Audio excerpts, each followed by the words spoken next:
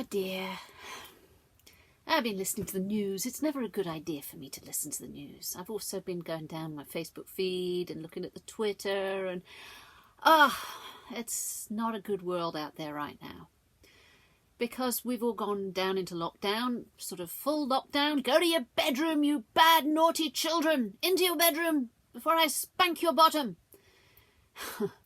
Yeah, it's not good. And there's a lot of people scared. The fear levels is just like skyrocketed. Can you feel it? I can. Whoa. So here am I sitting in my little caravan, and I'm in my field. I've got nature all around me, and I've been outside, and yeah, taking a deep breath, looking around, and it's okay. It really is okay. We let this affect us as much or as little as we need. Yeah, I don't like it either. I have a little special badge. I keel over if I'm wearing a mask for too long. I can't wear a mask, so I've got a special badge. But I watched YouTube the other day, and YouTube had police officers arresting people with special badges. Whoa! And it's like, well, I have the exemption because I've read it on the government website. I should be all right. But they're still going, right, well, wear a mask or get out. And I'm like, okay. So it hasn't happened to me. And I have to get over the fear of confrontation. I have my badge. They can either have me keel over in the shop. I hold my breath. I really hold my breath. You put a mask on my face.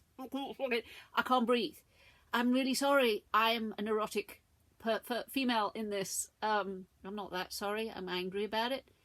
But I'm sorry that I cannot comply. I will not comply. I cannot comply.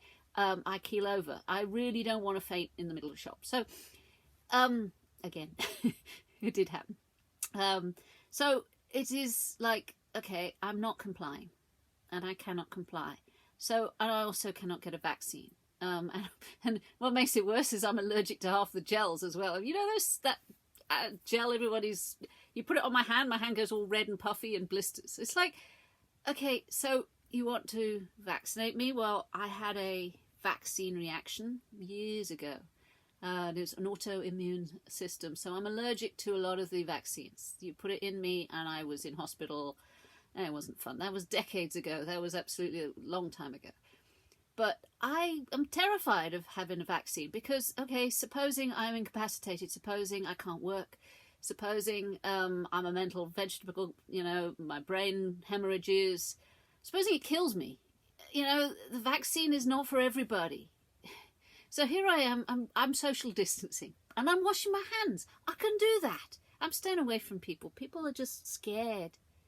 They're not fun to be around. I miss that. You take things for granted. You take things for granted and for years and years and years, and suddenly it's gone from you, and you're thinking, maybe I didn't appreciate as much. Okay, I accept the fact I need to appreciate things more. I also miss going to cinema. I like to go to the cinema every month. I'd like to go to festivals. I used to do that. I miss music, going out to listening to live music. I miss all that. And okay, they're not essentials, I get it. I'm not denying that there is a virus out there. I'm just saying that it doesn't, okay, people are hurt. I don't know, people are hurt and they are hurting, okay. But it does seem that the flu and pneumonia has been cured because apparently people aren't dying of the flu, or it's all COVID. Everything's COVID. And I'm worried about people who've got cancer and got bigger diseases, far bigger diseases than COVID. And everything is thrown at the COVID people. What about the cancer units? What about the people who've got stroke and needs an operation, and they're all put on hold for what? How long? And how many are dying for that? This situation is wrong. And if you think about it too much, you go insane because it is illogical. Illogical does not compute. So, okay, I have to accept, I can't think about it too much. I have to accept that the world has gone crazy for me.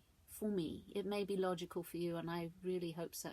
But there are people on my Facebook link who I care about lots, and they're crying today. They say they're in tears. It's like, okay, go outside. Look at the car. Go outside just to the garden. And even better, I know it's cold. I do know it's cold and I do know it's wet, but take your shoes off. Go stick your feet on the grass somewhere. Anywhere, even if it's just a flower bed. It's cold. You won't be able to do it for long. But just move your toes in the dirt. It's a lovely sensation. And it's like, well, this is real. Okay? Your toes in the dirt is real. And you look up at the sky, you take a deep breath, and it's cold and icy, and you're thinking, right, I'm going inside soon because it's cold here. But for a minute or two, all those worries that are inflicted from the outside world is gone. So you take another deep breath, and it's just gone.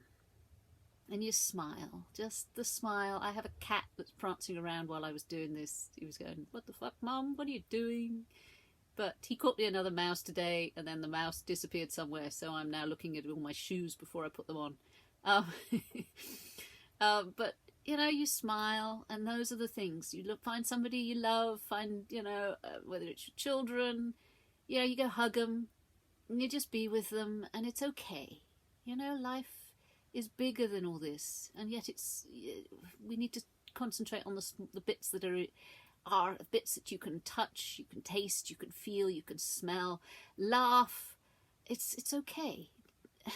It's a matter of not getting swept away with the national fear that is rising.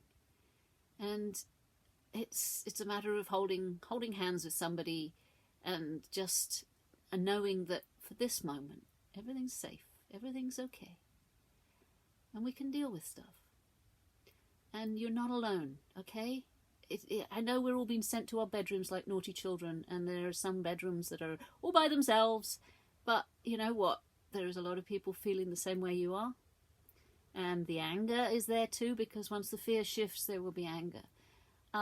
It's learning to deal with your own internal fear and your own internal anger, and that means keeping it real. 3 things. Creativity.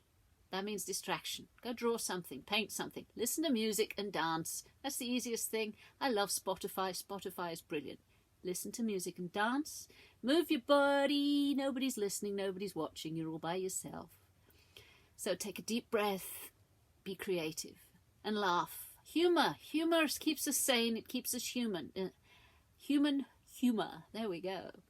And the other last thing, of course, is just breathe. Because as you breathe, you shift emotions. So you shift from emotional state to emotional state to emotional state. Each breath you take shifts your state of emotions. So you don't get stuck.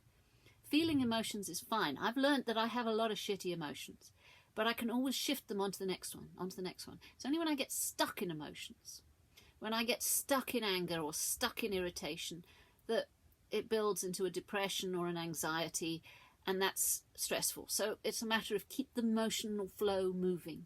Feel all what you need to feel. Do not deny it. Do not shove it under the carpet. I accept the fact that I am angry, okay? I'm furious with what is being inflicted on us. I accept it. But I'm going to take another breath, and then another one, and I'm going to move on from it. It always happens. So, as I said, you are not alone. So just go outside, put your cold feet into the cold earth and wiggle your toes around and just breathe. Take care. Bye now.